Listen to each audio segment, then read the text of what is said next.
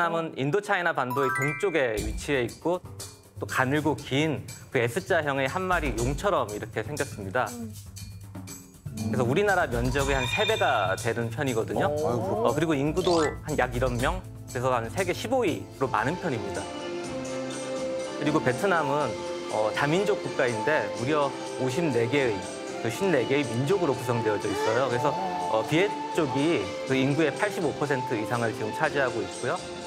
나머지 50세 민족이 소수민족으로 이렇게 같이 더불어 살아가고 있습니다.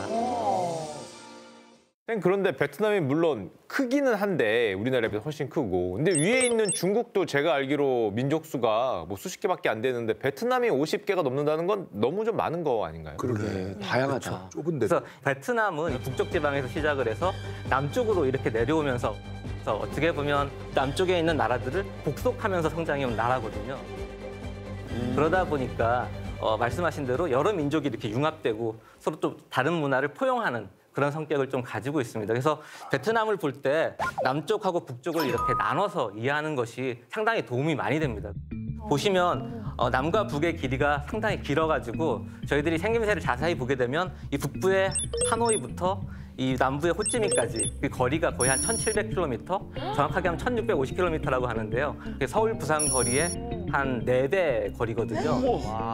북부지방 같은 경우는 중국하고 바로 인접해 있잖아요. 그러다 보니까 중국의 영향을 많이 받을 수밖에 없었고 또 유교의 영향을 받을 수밖에 없었고 그래서 좀 더 보수적이고 체면을 중시하는 그런 성향이 좀 있는 반면에 남쪽 지방은 좀 완전히 다른 나라입니다. 좀 자유롭고 놀기 좋아하고 뭐 이렇다고 얘기하더라고요. 예, 왜냐하면 캄보디아 쪽 그쪽 편의 영향을 더 많이 받았거든요. 그리고 해양 쪽의 영향을 받다 보니까 좀 더 자유롭고 좀 더 개방적인 그런 문화를 가지고 있는 거죠. 선생님, 근데 우리나라도 지역 사투리들이 좀 있잖아요. 그러면은 베트남도 사실 이렇게 긴 지도가 있으니까 사투리들이 좀 있을 것 같은데. 엄청나겠어. 이 정도면 다르죠. 함경도 끝하고 제주도하고 말 다른 것보다 4배 정도잖아. 그럼 못 알아들을 수도 있겠는데요? 예, 못 알아듣는 경우가 많습니다. 특히 중부지방으로 가게 되면 무슨 말 하는지 모릅니다. 남쪽 지방에 사시는 분은 중부지방 갈 때 통역을 데리고 가기도 합니다. 그 정도예요? 예. 그래서 예를 들면 그 오빠나 형이라는 뜻을 가진 단어가 있거든요. 오빠. 아잉이라는 단어가 있는데 아잉이요? 예, 영어 스펠로 치면 ANH라고 하는데 북부 발음은 아잉이에요. 아잉. 예, 남쪽 지방에서는 안이라고 발음합니다. 같은 뜻인데. 남북이 다른 거는 이 베트남이 2000년이 넘는 역사 동안 이 한나라 국민으로 지낸 세월이 100년 정도밖에 안 되거든요. 그래서 좀 아직은 이렇게 융합되는 데 있어가지고 좀 더 시간이 필요하지 않나 생각을 합니다. 근데 사실 저희들 다 알고 있겠지만 우리 베트남이 오랫동안 이렇게 나뉘어져 있었잖아요. 북베트남, 남베트남. 뭐 베트남 전쟁도 있었고 그 서로가 싸우기도 하고 그래서 그런 건가요? 예, 맞습니다. 베트남은 이 1884년부터 제2차 세계대전이 끝날 때까지 그 프랑스 식민 지배를 받았고 이어서 남북 분단과 또 전쟁을 겪었었습니다. 네. 그래서 이 전쟁을 통해서 양군이 서로 싸웠잖아요. 그렇지만 통일을 했거든요. 자기들 나름대로 융합하기 위해서 엄청나게 노력을 지금 많이 하고 있습니다.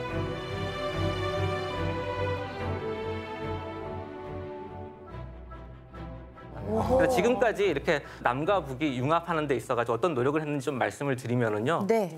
이 남쪽 같은 경우 호찌민 중심으로 경제 중심주로 이렇게 성장해 왔거든요. 네.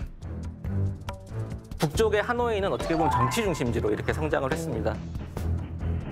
그러다 보니까 하노이의 소득이 호찌민보다 낮아요. 평균 소득이요. 그래서 균형 발전이라고 하면 맞춰줘야 되는 거잖아요. 네. 그래서 지금은 하노이 북부지방에 공단을 유치하고 우리 삼성도 지금 하노이 북쪽 지방에 지금 들어가 있습니다. 그래서 하노이 쪽 북부지방도 경제가 지금 성장을 하고 있고요. 또 남과 북을 연결하는 게 중요하잖아요. 네. 그래서 지금 고속철도로 연결하기 위해서 그런 계획도 지금 수립을 하고 있고요. 또 중부지방 같은 경우는 다낭 중심으로 해서 산업단지를 만들려고 지금 베트남 정부에서 노력을 많이 하고 있습니다. 이게 뭔가 우리랑 비슷한 하면서 조금 다른 뭐 그런 느낌이네요. 예. 저희 둘 다 비슷한 역사를 솔직히 겪어서인지 모르겠지만 네. 베트남을 보면 통하는 면이 좀 많아요. 네. 우리가 지금 베트남과 수교한 지 30년이 됐거든요. 그래서 30년 동안 통하는 게 많아서인지 유사성이 많아서인지 모르겠지만 문제없이 서로 친밀한 관계를 이렇게 이어오고 있고요. 그리고 또 작년 같은 경우 저희 한국과 베트남의 양자 관계를 저희들이 포괄적 전략 동반자 관계로 이렇게 격상을 시켰거든요. 와. 그 단계는 뭐냐면 베트남이 가지고 있는 양자 관계 중에서 가장 높은 수준의 관계예요. 그래서 베트남이 그만큼 우리나라를 높게 중요하게 생각한다라고 보시면 될 것 같습니다. 진짜 잘 지내는구나. 쌤 사실 심지어 뭐 뉴스를 보면은 뭐 작년에 무역 흑자가 베트남이 1위였다 이런 뉴스 제가 봤거든요. 그러면 멀지만 정말 가까운 나라가 아닌가 생각이 드는데. 맞아요. 맞습니다.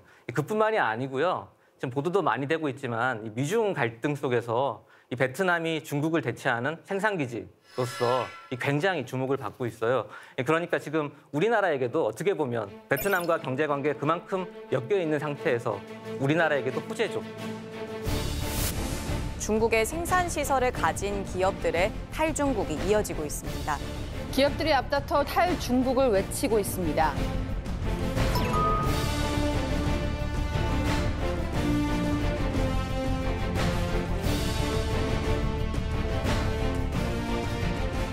지난해 우리나라가 가장 큰 무역 수지 흑자를 기록한 나라는 베트남으로 나타났습니다.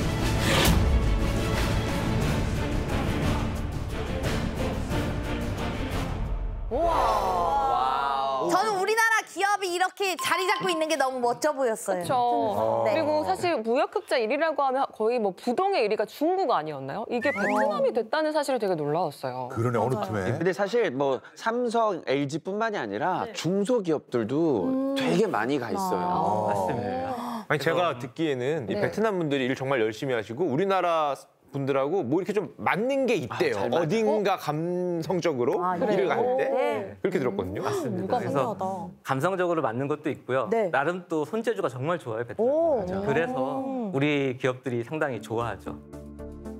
우리가 1992년에 베트남하고 수교를 맺었었는데 수교 이후로 우리나라가 한 번도 베트남한테 적자를 본 적이 없습니다. 계속 흑자만 봐왔거든요. 그래서 작년에 이 중국의 상황이 좀 안 좋아지면서 우리나라 무역 흑자 1위국이 베트남이 된 거죠. 커졌구나. 그래서 베트남과 또 우리나라의 교역액을 보게 되면은요. 네. 21년 807억 달러였고요. 데이터에는 지금 안 나타나 있는데 2022년에는 876억 달러였었거든요. 그래서 이 중국, 미국 다음으로 우리나라의 3대 교역 대상국이 베트남이었습니다.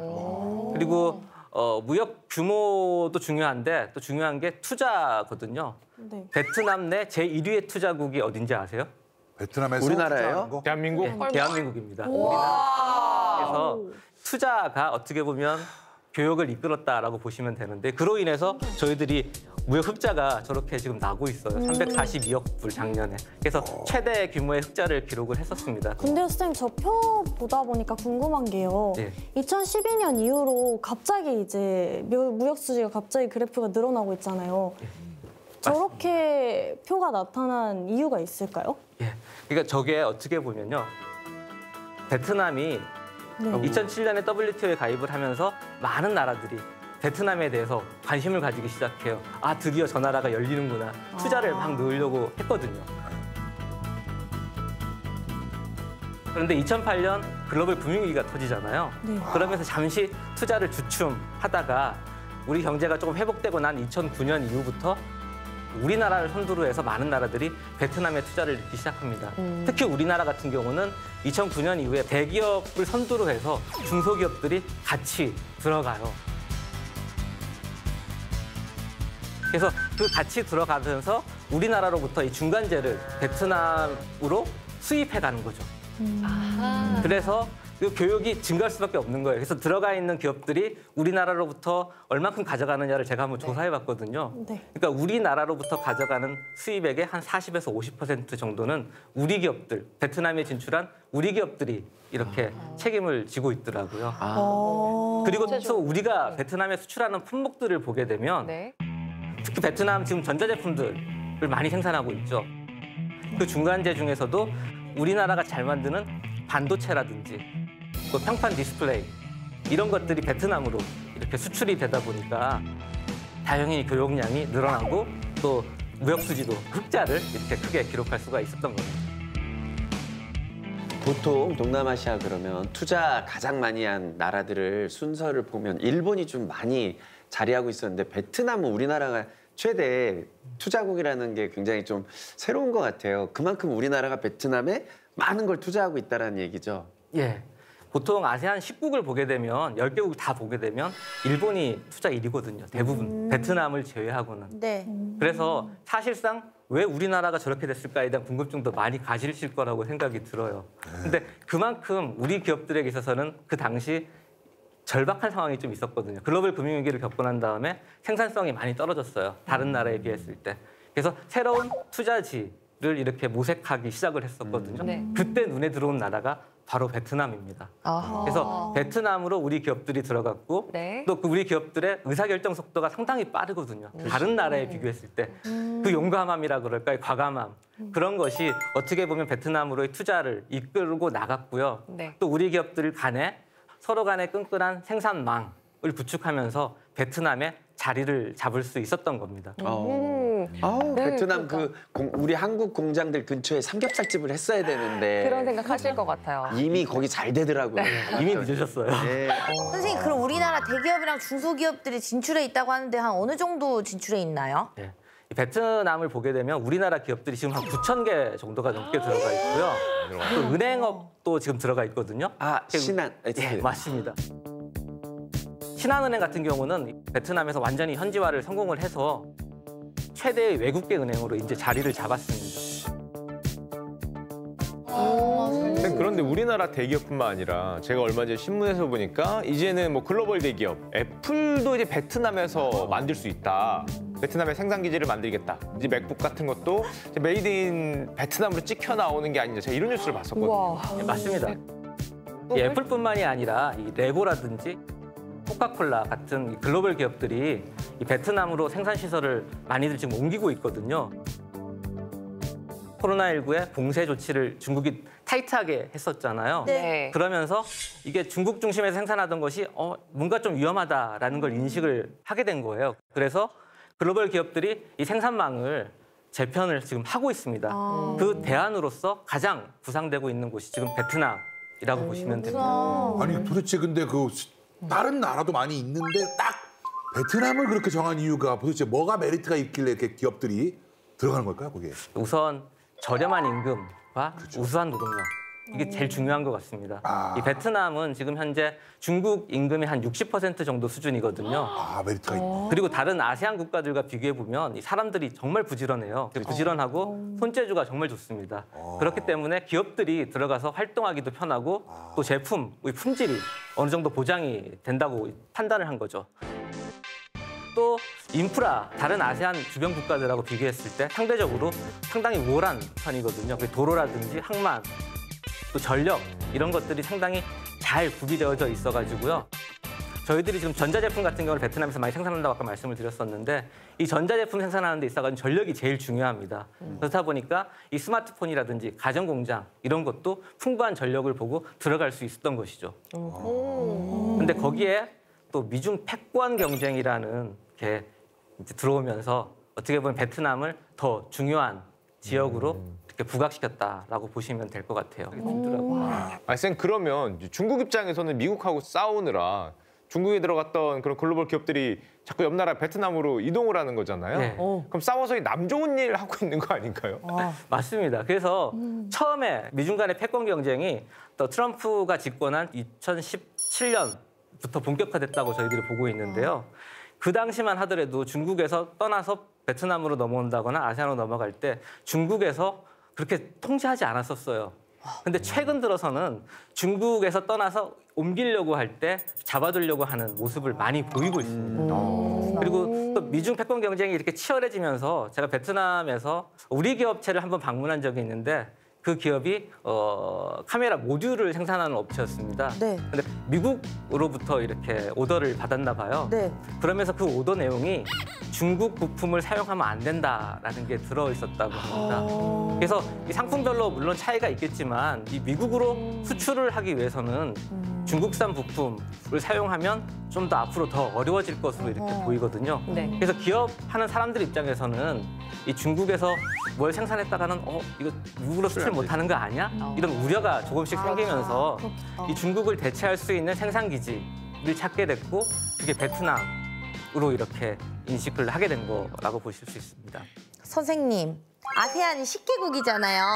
그런데 그럼 베트남 말고 다른 국가는 이런 대안이 될 수 없을까요? 그렇죠. 아세안 10국이 정말 다 중요하거든요. 근데 아까 말씀드렸다시피 그 인프라하고 인력 이런 게 뛰어나야지만이 생산 기지로서 기능을 할 수가 있는데 아직은 베트남만큼 그런 기지로서의 기능을 할 수가 없는 거예요. 그리고 또 그만한 또 인력 풀이 있는 곳이 미얀마였었거든요. 근데 미얀마 같은 경우는 인프라가 아직은 열악하고 특히 전력이 부족합니다. 전력이 많이 부족하다 보니까 전자산업이 들어갈 공간이 안 되고요. 그리고 또 더 중요한 거는 정치. 얼마 전에 정치적으로 이슈가 있었죠.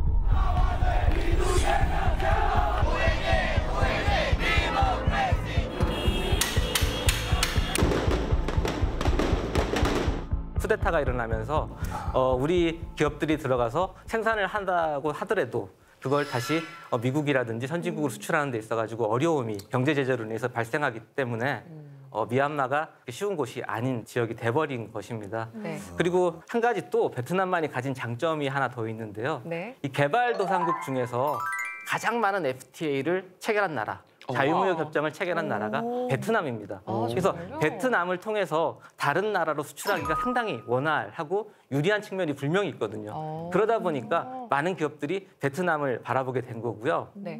또 미국 같은 경우는 이런 베트남의 장점이 눈에 들어올 수밖에 없는 거죠. 그래서 2021년 같은 경우에 이 미국 국방장관이 갔었거든요. 베트남을요. 베트남에. 그게 또 이어가지고 바로 해리스 부통령이 베트남을 또 이렇게 방문을 했었습니다.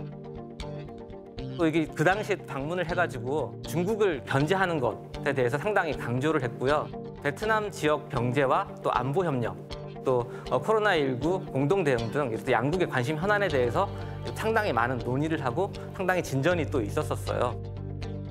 근데 미국이랑 베트남 관계가 이렇게까지 가까워진다는 게 조금 약간 어색하게 느껴지시는 분들도 많을 것 같아요. 그러니까 우리가 알기로는 뭐 베트남 전쟁 때문에 미국하고 베트남의 관계가 꽤 오랫동안 이렇게 적대 관계였는데 미국이 이렇게 공을 들인다라는 것은 사실은 좀 되게 좀 새롭네요. 그럼 우리만 변한 게 아니라 세상이 변했어.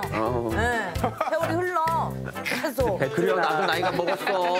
할머니 보셨네 아주.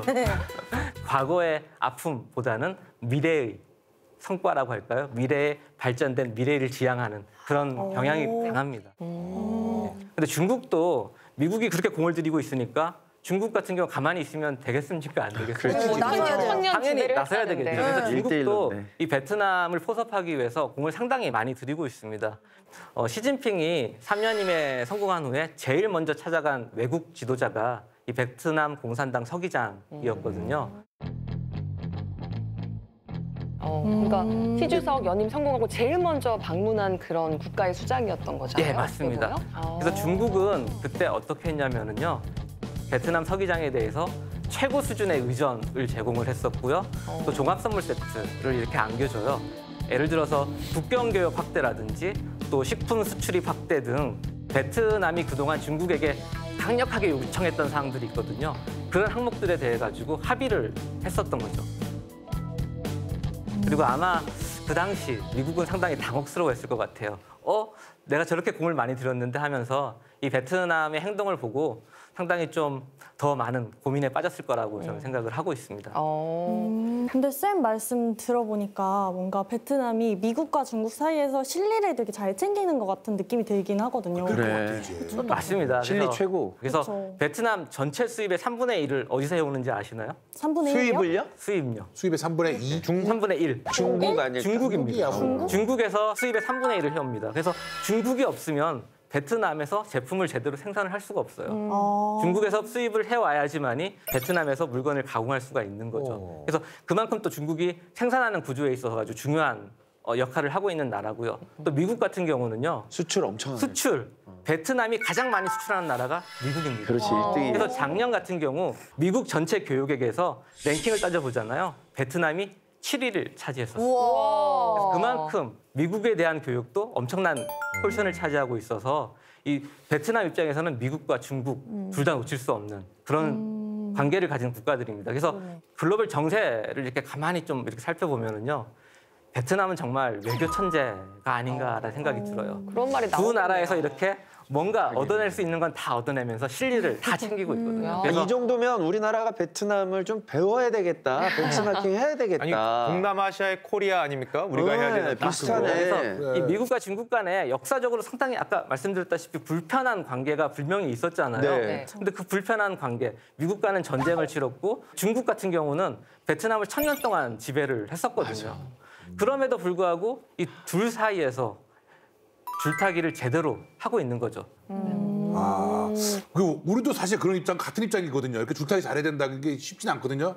근데 베트남도 좀 줄타기 하고 있는데 우리나라가 이게 들어가서 지금 터잡고 있다고 해서 안심할 수 있는 상황이 아닌 지금 언제 또 어떻게 바뀔지 모르니까 그런 상황이잖아요. 좋은 지적이세요, 진짜로. 그래서 과거보다 이 경쟁자들이 정말 많이 늘었거든요. 네. 그래서 특히 베트남 같은 경우는 시장을 적극적으로 열어버리는 나라거든요. 아까 재발도상국 중에서 가장 많은 FTA를 가지고 있다라고 말씀을 드렸었는데 많은 기업들이 그걸 보고 베트남으로 들어가고 있죠. 그리고 아까 미중 패권 경쟁에 있어서 새로운 생산 기지로 부상하다 보니까 중국에서 나오는 기업들이 베트남으로 이렇게 들어가고 있어요. 그러니까 우리 기업들, 이미 들어가 있는 기업들, 또 우리 지금 베트남으로 가려는 기업들에 있어서는 새로운 경쟁자들이 막 생겨나는 거죠. 네, 그럼 우리 역시 협력 방향을 새롭게 모색해야 되는 그런 시점에 있다라고 지금 말씀드릴 수 있을 것 움직여야 같아요. 그러네요. 움직이지 않으면 안 됩니다, 지금.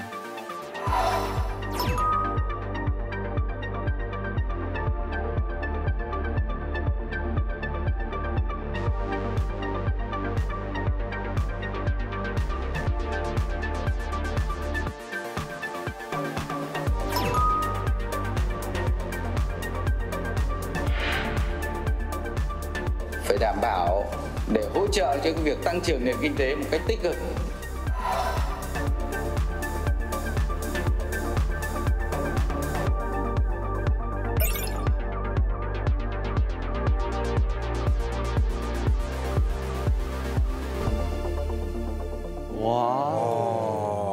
중간에 막 댄스하고 이런 장면 거의 보니까 약간 한국 이제 다 우리나라 발전하는 거 비슷한 느낌 보이는데 맞아요. 한류가 막 이제 뭐 너무 좋겠다. 1.0, 2.0, 3.0까지 왔다 이런 얘기 들리더라고요. 그러니까요. 근데 여러분 다 그 용어는 다 이해되셨어요? 뭐 네? 어떤 용어가 있었죠? 뭐 소프트 파워? 소프트 파워. 이런 거? 뭔지 파워가 아시겠습니까? 아, 네. 그런 말이 있었나요? 부드러운 힘. 부드러우니 하드 파워의 반대죠. 네. 소프트 파워는 뭐냐면은요, 한 국가가 가지고 있는 문화 힘, 또 예술의 힘, 어떻게 보면 또 과학 기술의 힘이라 그럴까요? 그런 것들이 다른 나라에 미치는 영향력이라고 정의 내릴 수 있을 것 같아요. 그런 면에서 봤을 때 네. 베트남이 가능성이 있는 곳으로 저는 지금 보고 있습니다. 그렇다니까. 그래 아니 그 보이더라고요. 예전에 세상에서 가장 노래를 좋아하는 민족이 두 개 있다. 하나가 한국이고 그리고 베트남이라는 말을 제가 들었거든요. 베트남에 대해서 상당히 많이들 알고 계셔가지고 뭐 그런 내용도 말씀드릴 수 있는데요. 네. 왜 제가 소프트 파워를 강조하느냐에 대해서 좀 더 말씀을 좀 드려야 될 것 같아요. 네. 네. 상품이라는 건 눈에 보이는 거잖아요. 네. 근데 소프트 파워라는 건 아직은 눈에 보이지 않는 그런 부분이죠. 그래서 그 부분에 있어서 베트남이 얼만큼 잠재력을 가지고 있느냐에 대해서 저희들이 한번 생각해 볼 필요가 있을 거라고 저는 생각이 들거든요. 그래서 특히 이 코로나19 팬데믹을 겪고 또 저희들이 또 우크라이나 전쟁을 겪으면서 가장 많이 듣는 내용 중에 하나가 뭐냐면 글로벌라이제이션, 세계화가 끝났다. 뭐 블록화가 진행되어지고 있다. 탈세계화다. 이런 단어들을 많이 들으셨을 거예요. 그런데 저희 상품 무역만 봤을 때는 분명히 2008년을 정점으로 해서 2019년까지 이렇게 떨어지는 모습을 볼 수가 있거든요. 상품 무역에 있어가지고. 근데 반대로 눈에 보이지 않는 상품이 아닌 재화, 서비스 무역인데요. 그건 2008년 글로벌 금융 이후에도 계속해서 이렇게 증가하는 걸 볼 수가 있습니다. 그래서 많은 전문가분들이 그런 얘기를 했었어요. 아, 드디어 서비스 무역 중심의 새로운 세계화가 이렇게 진행되어지고 있구나. 그럼 그 세계화를 이끌고 있는 게 뭘까 가만히 보고 나면은요. 소프트 파워 중심의 재세계화 이렇게 될 것이다라고 많은 분들이 지금 예측을 하고 있습니다. 근데 쌤 이런 서비스 무역에 사실 우리가 뭐 대한민국 요즘 뭐만 하면 앞에 K 붙이잖아요. 네, 맞아요. 대한민국에 K를 붙이면서 점점 문화 강대국 뭐 일로 가는 거는 느낌이 약간 드는데 베트남이 일로 간다는 건 아직 감이 좀 없거든요. 뭐가 있길래 베트남이 뭐 소프트 파워가 좀 있다 이렇게 표현이 되는 건가요? 베트남에 2개의 러시아어가 있다고 합니다. 출퇴근 시간이 있고요. 러시아어? 아이들 픽업하는 시간이 있고요.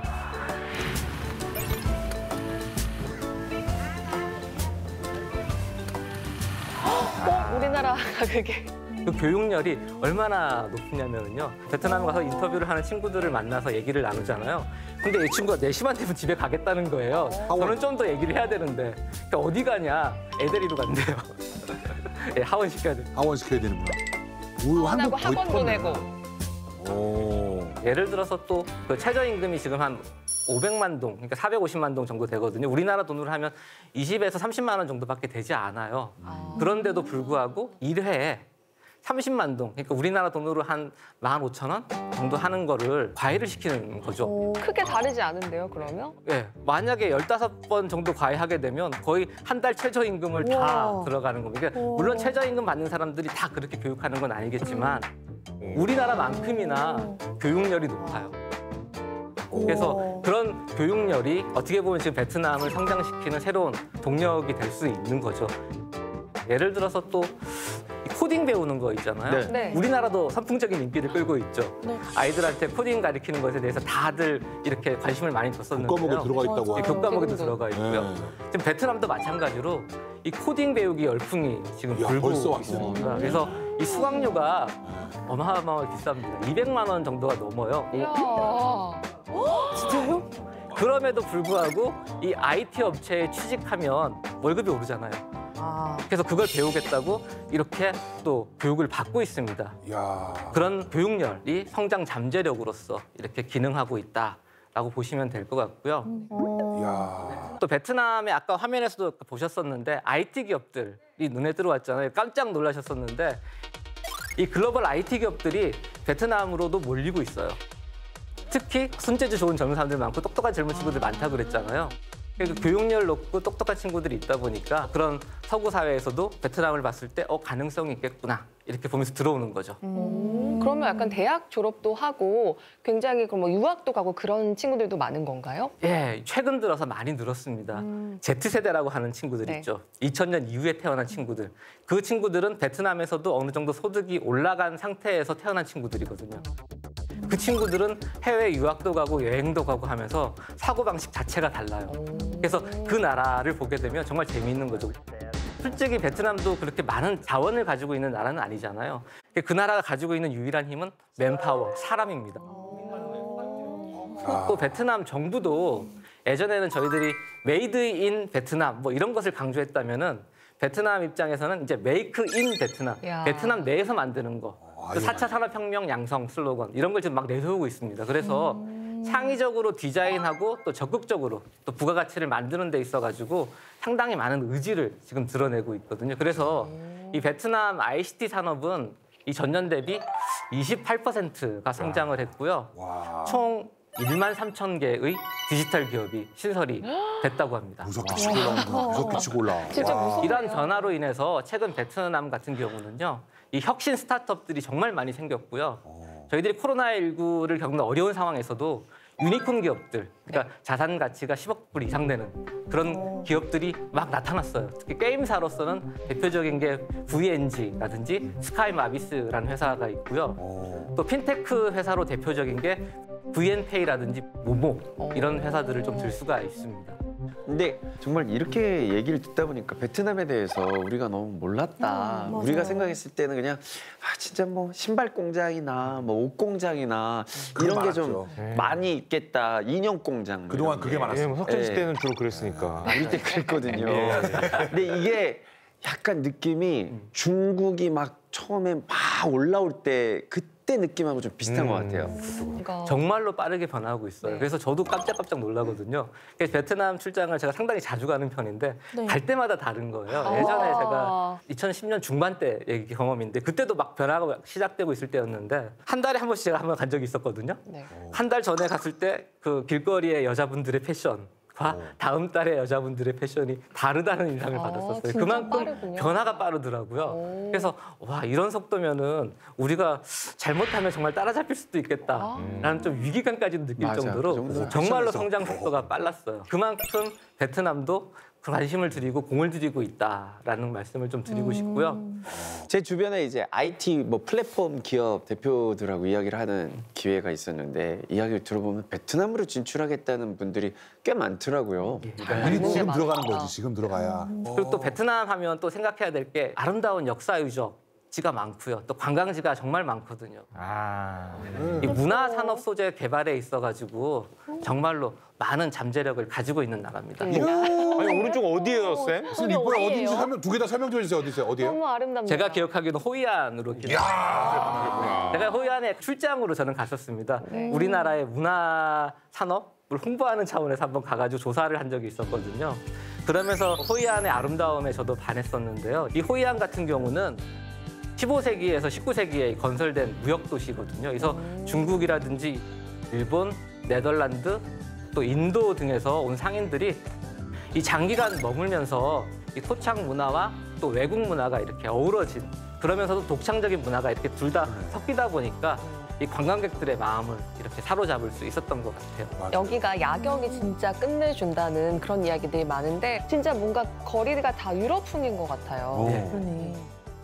베트남 하면 생각나는 여행지 중에 하나가 달랏이거든요. 달랏 맞아. 많이들 가시죠. 거기에 지금 최근에 직항이 개설되면서 많은 분들이 방문을 하고 있고 또 방송에서도 자주 소개되는 곳으로 지금 알려져 있어요. 그래서 달랏 같은 경우도 프랑스가 지배할 때 이렇게 휴양지로 이렇게 개발된 곳인데요.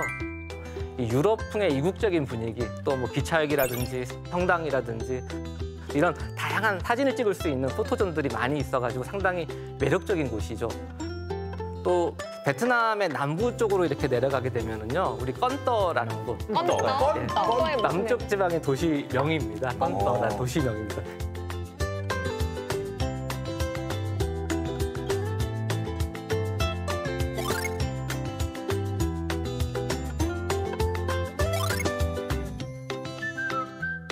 또 신이 숨겨놓은 휴양지라고 좀 불리는 곳인데 히코 해변. 상당히 아름다운 비치입니다. 그런 관광지들을 발굴하고 또 육성하려고 베트남 정부가 상당히 지금 노력을 많이 하고 있습니다. 효카 씨 어떻게 이제는 좀 한번 가시겠습니까? 아니 뭐 저야 뭐 시간만 되면 언제든지 가죠. 와 일이 진짜 많아서 시간이 없으신가 봐. 돈 버느라 그냥 아주 혈안이 돼 있으셔가지고 아직 뭐 베트남을 이렇게 좋다는데. 또 이런 관광지 말고도요, 베트남 하면은 유구한 역사를 빼놓을 수가 없거든요. 그 유구한 역사 속에서 가지고 있는 스토리, 그 스토리텔링을 좀 활용하는 것도 많이 우리한테도 중요한 이야기가 될 것 같아요. 베트남의 문화를 저희도 원류라고 그러는데요. 원류도 우리나라로 소개가 될 필요가 분명히 있는 거거든요. 근데 양국 간의 문화 교류를 보게 되면 일방적으로 우리나라 문화만 베트남으로 지금 소개가 되어지고 있어요. 그래서 일방향적인 문화 교류라고 저희들이 얘기하는데 문화 교류가 지속 가능하려면 쌍방향적인 문화 교류가 중요하죠. 그래야지만이 이 한류가 한류로 끝나지 않고 저는 글로벌류가 되야 된다고 하는데 누구나 즐길 수 있는 그런 문화가 돼야 된다고 하거든요. 네. 그래서 지금 사진에 보이게 되면 누군지 아시죠? 네. 로제. 예, 블랙핑크 로제입니다. 로제. 이게 블랙핑크 mem버 로제인데요. 이게 솔로곡 뮤직비디오에서 베트남 디자이너 꽁찌라는 분이 디자이너 의상을 입었었어요. 그래서 당시에 베트남 분들이 이 자국 출신 디자이너 의상을 입었다는 것만으로도 상당히 화제가 됐고 또 자기들 스스로도 자부심을 느꼈다고 합니다. 근데 그러니까 제가 네. 호치민시에 베트남 패션위크 초대로 한번 간 적이 있어요. 형 도대체 뭐 하는 사람이에요? 어딜 그렇게 초청을 많이 받으시고.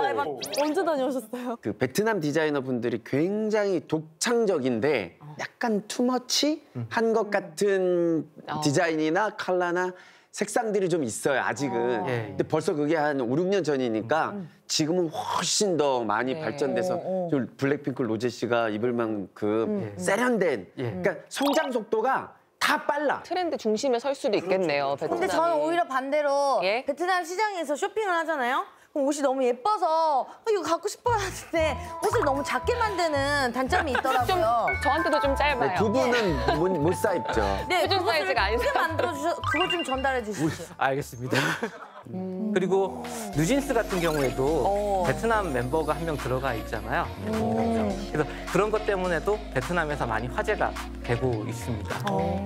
이제는 걸그룹들에서도 일부러 그렇게 동남아시아 시장까지 고려를 하면서 점점 멤버가 국제적으로 맞아요. 가는 것 같더라고요. 맞아요, 맞아요. 아예 글로벌화를 글로벌 오디션이라고 해가지고 네. 그 나라에 가서 오디션을 개최하는 경우도 굉장히 많아지고 있어요. 맞아요. 근데 쌤 말씀 들어보니까 영상 같은 것도 제가 지금 굉장히 많이 찾아보고 배우려고 하는데 서로 공유하면은 더 좋은 음악들을 많이 만들어낼 수 있을 것 같다라는 생각이 들었어요. 베트남 육성조 배우실 생각 혹시 있으세요? 아, 제가 베트남어를 오마이 일단 베트남. 아인부터 시작하죠. 어. 아인부터. 오늘 쉬운 아인? 거. 아, 저희 노래 중에 아잉이 있어요. 와, 잘 됐다. 오빠로 계산하면 되겠네.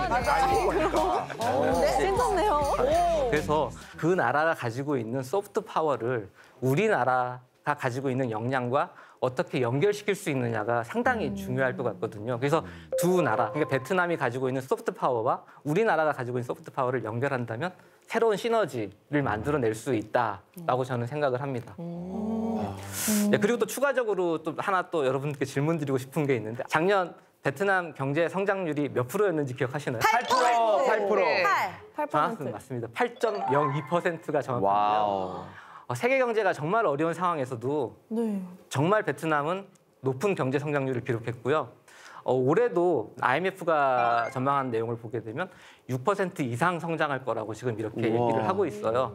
그래서 이렇게 정말 빠르게 이렇게 성장하다 보니까 베트남 내에도 신흥 부유층들이 이렇게 증가를 하고 있고 또 하노이나 호찌민에 가면 이 최고급 명품 자동차들이 이렇게 거리를 다니는 것들을 저희들이 이렇게 볼 수가 있습니다. 그리고 또 코로나19를 베트남도 심하게 겪었거든요. 그런데 또 베트남 내 명품 소비를 보게 되면은요. 네. 전혀 타격을 또 입지 않아요. 어마어마.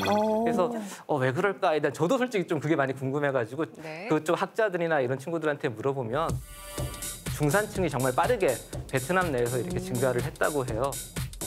그러면서 이 명품 소비 경향이 서서히 나타나고 있고 그러면서 이게 줄어들지 않았다고 합니다.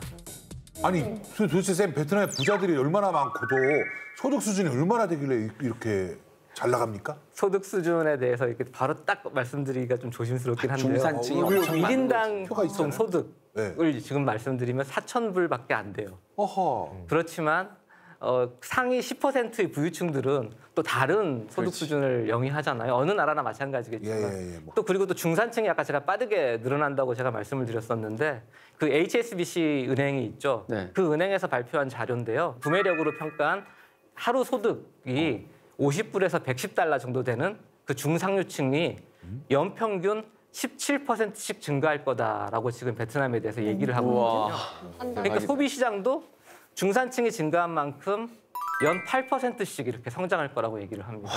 그러니까 그만큼 소득이 늘어나고 있는 거죠. 소득도 늘어나고 소득 늘어나는 사람들도 늘어나고. 예. 오. 수지 씨한테 질문이 하나 있습니다. 우리가 집안에 소득이 좀 늘어나면 주부 입장에서 뭐가 제일 먼저 달라지나요? 주주비 밥상이 고기 반찬이 올라옵니다. 맞습니다. 오. 주머니 사정이 좋아지면 좋은 거 먼저 찾게 되어져. 맞아요. 건강에 좋은 거, 몸에 좋은 네, 거 맞아요. 찾잖아요. 그래서 베트남이 이렇게 중산층이 두터워지면서 건강한 먹거리에 대한 관심이 상당히 높아지고 있어요. 그래서 식품 소비도 고급화되어지고 있거든요.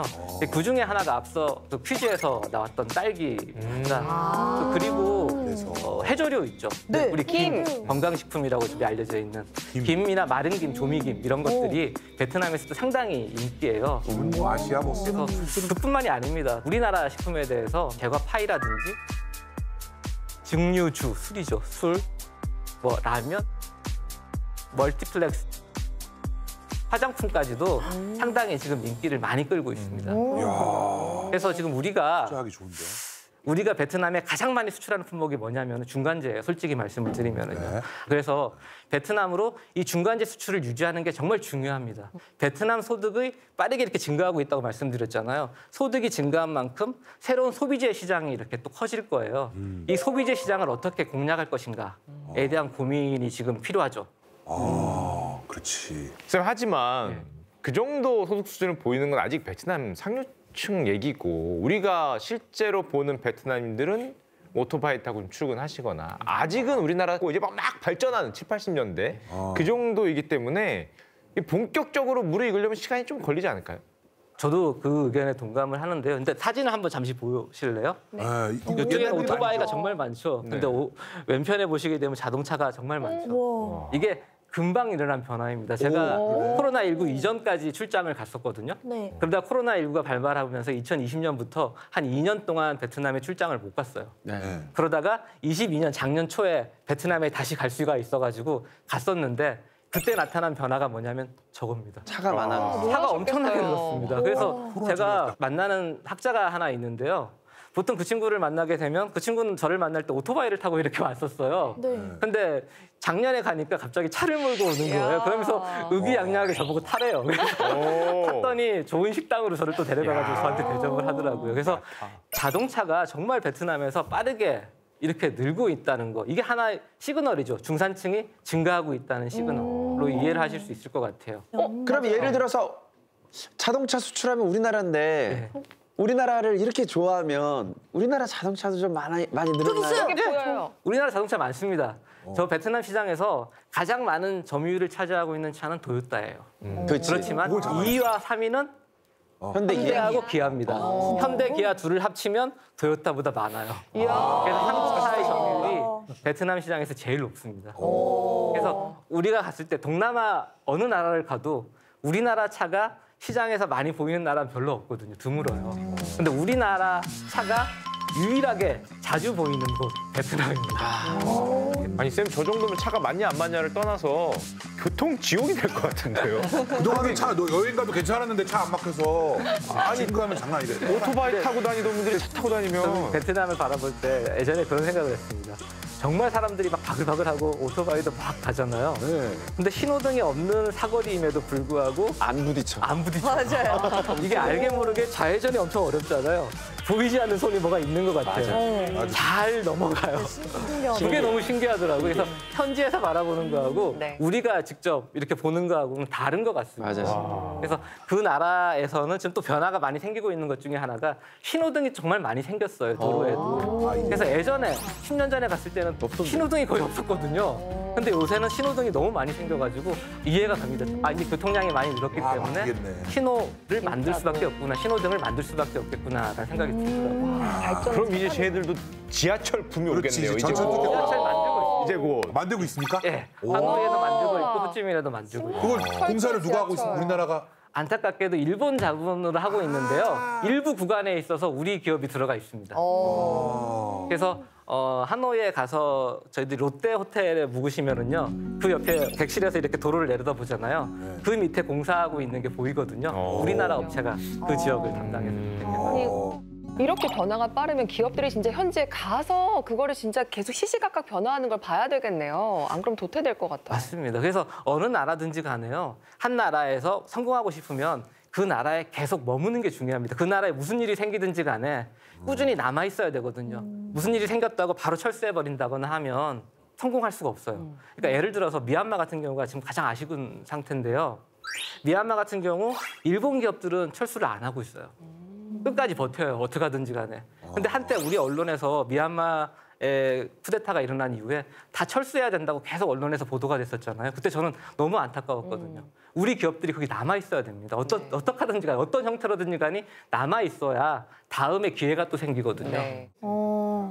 예, 그래서 저는 베트남이 새로운 생산 기지로서의 가치도 있지만 또 우리나라의 수출 시장으로서 또 그들이 뭘 원하는지 파악해서 현재에 맞는 제품을 개발하는 게 중요하다고 생각하거든요.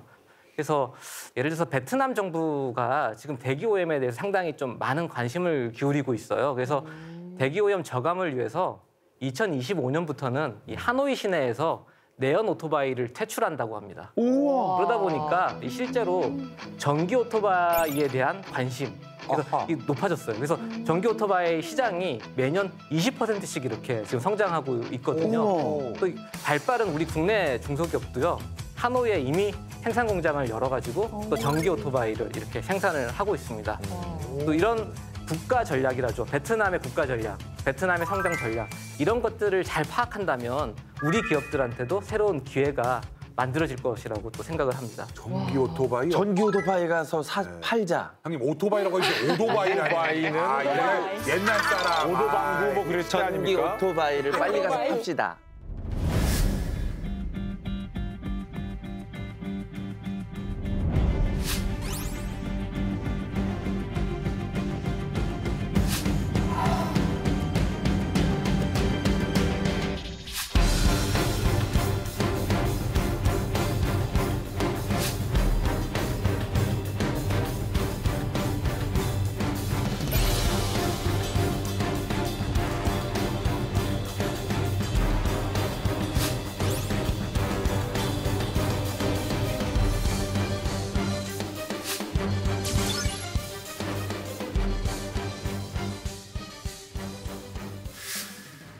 베트남이 이렇게 어떤 국제적인 어떤 기준에 맞춰서 발맞춰서 성장하는 것도 정말 놀랍고 발빠르게 변화하고 있다는 게 오늘 가장 놀라운 부분이었는데 그거에 걸맞게 우리나라와 베트남의 관계도 좀 달라져야 될 것 같아요. 정말 중요한 말씀이신데요.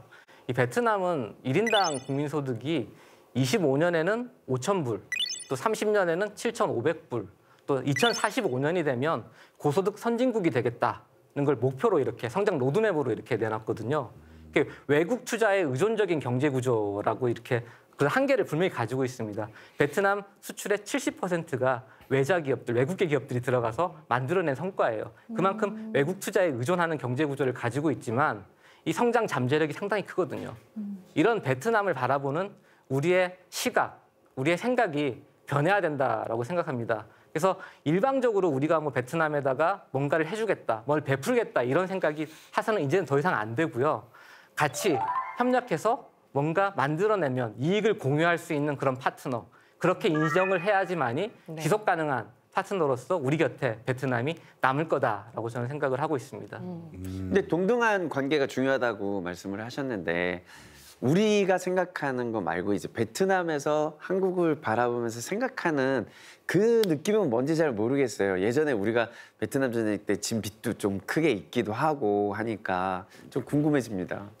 우선 지금까지 베트남의 그 기본적인 입장은 상처를 묻고 그 미래를 위해 협력하자는 태도를 보이고 있어요. 그래서 근데 상처는 솔직히 그대로 덮어만 둬서는 좀 안 되죠. 아물지 않잖아요. 그래서 그런 만큼 우리도 이 기회가 있을 때마다 유감 표명을 하고 있고 또 해왔고요. 그러면서 책임 있는 태도를 이렇게 가지려고 그런 모습을 보이려고 노력을 많이 할 필요가 있다고 저는 생각을 합니다. 그리고 이제 우리가 베트남을 좀 새로운 교량 국가로 바라봐야 되지 않을까라고 생각이 들어요.